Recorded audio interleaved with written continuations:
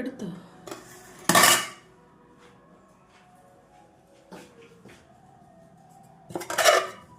രാവിലെ പുട്ടാണ്, റവപ്പുട്ടും മുട്ടക്കറിയും.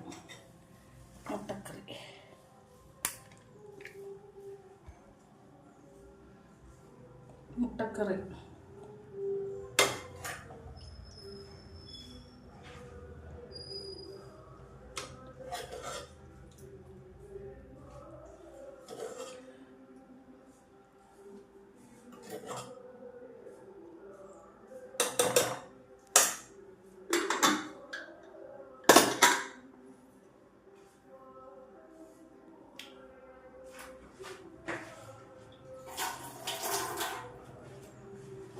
എല്ലാവർക്കും കഴിക്കാം. രാവിലെ മുട്ടക്കറി പുട്ട് കഴിക്കാം.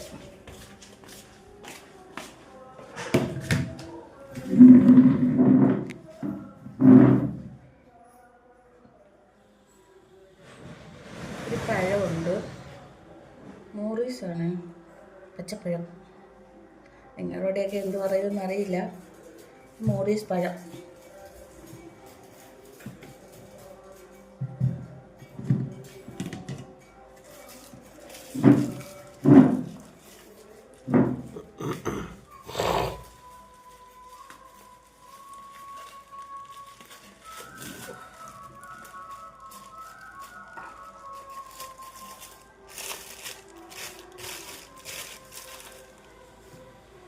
അഞ്ച് ബദാം.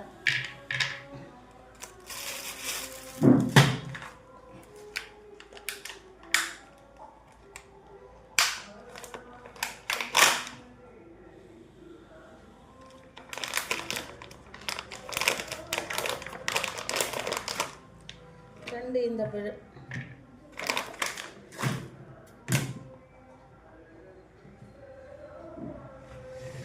ഇതാണ് ഇന്നത്തെ രാവിലത്തെ എൻ്റെ ബ്രേക്ക്ഫാസ്റ്റ്. കഴിച്ചു നോക്കട്ടെ. ഞാൻ റവ പുട്ടൊന്നും ഉണ്ടാക്കിയത്, റവയെ എപ്പോഴും മരം പോലെ ഇരിക്കും, നല്ല സ്പോഞ്ച് പോലെ ഇരിപ്പുണ്ട്. അതെങ്ങനെയാന്ന് വെച്ചാൽ അതൊരു ടിപ്സാണ് കേട്ടോ. റവയെ വറുക്കണം, വറുത്ത റവയെന്നൊക്കെ അവർ പറയും. പക്ഷേ റവയെ ഒന്നും കൂടെ വറുത്തിട്ട് നമ്മൾ തിളപ്പിക്കണം, വെള്ളം തിളപ്പിച്ചിട്ട് അതിൽ കുഴയ്ക്കണം. കൈകൊണ്ടെല്ലാം തവി വെച്ച് കുഴച്ച് പുട്ടിന് കുഴച്ച് വെച്ചിട്ട് കുറ്റിയിൽ കുത്താൻ പറ്റുന്നവർ കുറ്റിയിൽ എടുക്കുക. എൻ്റെ കൈ വയ്യാത്തതുകൊണ്ട് ഞാൻ ഇതിനെ വാരി വെച്ച് ഇഡലി പാത്രത്തിൽ അരച്ചതാണ്. പക്ഷെ നല്ല സോഫ്റ്റ് ആയിരിക്കുന്നു. അരിപ്പുട്ട് നമ്മൾ ഉണ്ടാക്കും പോലെ നല്ല സോഫ്റ്റ് ആയിരിക്കുന്നു. മുട്ടക്കറിയും ഞാൻ ഉണ്ടാക്കി. ഇച്ചിരി മുട്ടയും വെച്ച് ഒന്ന് കഴിച്ചു നോക്കട്ടെ, ടേസ്റ്റ് ഉണ്ടാകുന്നു. ഞാൻ കുടിക്കുകയാണേ കാപ്പി.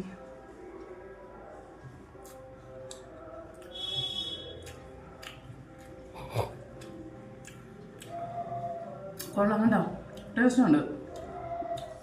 റവയാണെന്ന് പറയത്തില്ല, ഇത് അരിപ്പൊടിയുടെ പുട്ടെന്നേ പറയുള്ളൂ.